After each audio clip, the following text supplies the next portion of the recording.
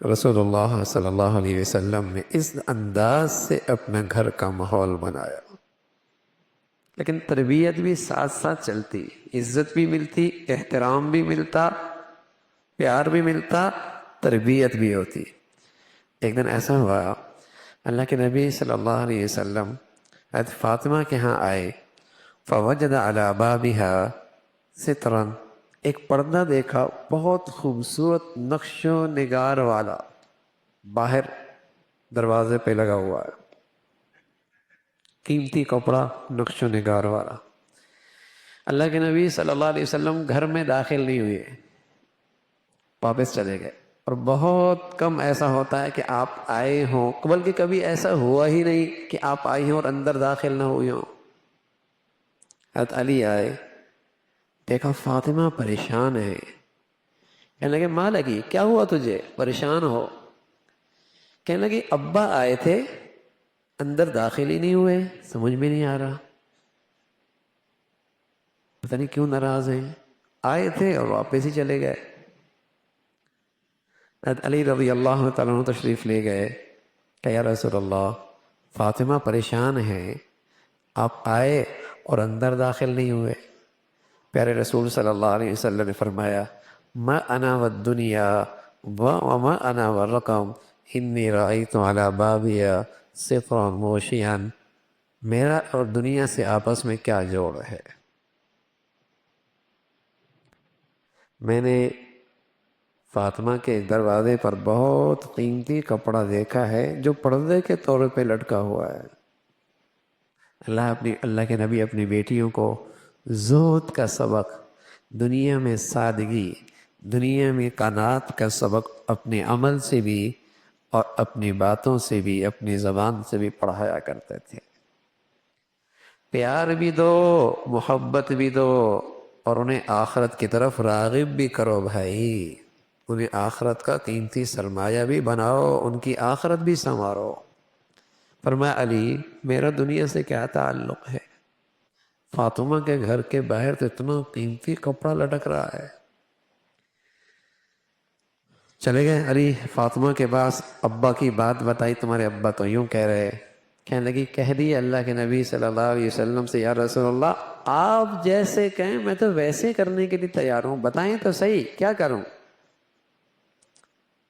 فرمایا فاطمہ وہ بنی فلان جو ہے نا، فلاں گھر والے، وہ اس کپڑے کے زیادہ محتاج ہیں، یہ تم انہیں صدقہ کر دو، تم انہیں صدقہ کر دو۔ تو اللہ کے نبی صلی اللہ علیہ وسلم جس انداز کی زندگی اپنے لیے پسند کرتے، چونکہ اپنی اولاد سے محبت بہت تھی، شفقت بہت تھی، پیار بہت تھا، تو انہیں بھی وہی زندگی دینا چاہتے تھے جو خود اختیار کیے ہوئے تھے۔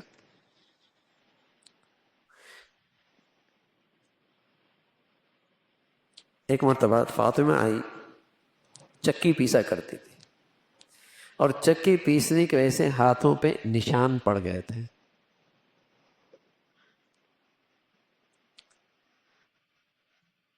تو تشریف آئی کہ کوئی خادمہ مل جائے، اللہ کے نبی صلی اللہ علیہ وسلم کے پاس آتی رہتی ہیں خادمہ، مجھے بھی مل جائے، لیکن وہاں آئے تو حضور علیہ الصلوۃ والسلام موجود نہیں تھے۔ حضرت عائشہ سے کہا کہ جب وہ آئیں تو مجھے بتانا، میں آ جاؤں گی۔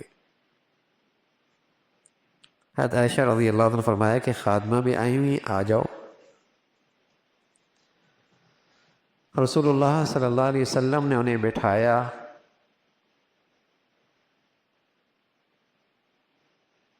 اور بٹھانے کے بعد اپنے کام میں مشغول ہو گئے۔ جتنے خادم تھے سب خادمہ باندھی آئی ہوئی تھی، سب تقسیم کر دی۔ پوچھا فاطمہ تم کیوں آئی ہو؟ کہ یا رسول اللہ گھر کے کام کاج تھے، میں نے کہا کوئی خادمہ مل جائے۔ تو رسول اللہ صلی اللہ علیہ وسلم نے بہت محبت سے، شفقت سے فرمایا اچھا ہم تم کو ایک ایسی چیز دیتے ہیں جو اس سے بھی بہتر ہے، خادمہ سے بھی بہتر ہے، اور وہ یہ ہے کہ جب رات کو تم بسترے پہ جاؤ فَكَبَّرَ 34 وصبح 33 وأحمد 33 فهذا خیر لکما من خادم۔ جب رات کو تم تھک ہار کر بسترے پہ جاؤ تو 34 مرتبہ اللہ اکبر، 33 مرتبہ سبحان اللہ، 33 مرتبہ الحمدللہ کہہ لینا، یہ تمہارے لیے خدمت کرنے والی خادمہ سے بھی زیادہ قیمتی ہے۔ کیا دے رہے ہیں اللہ کے نبی اپنی بیٹی کو؟ جو اس سے بھی زیادہ قیمتی چیز ہے، اس سے بھی زیادہ قیمتی چیز ہے۔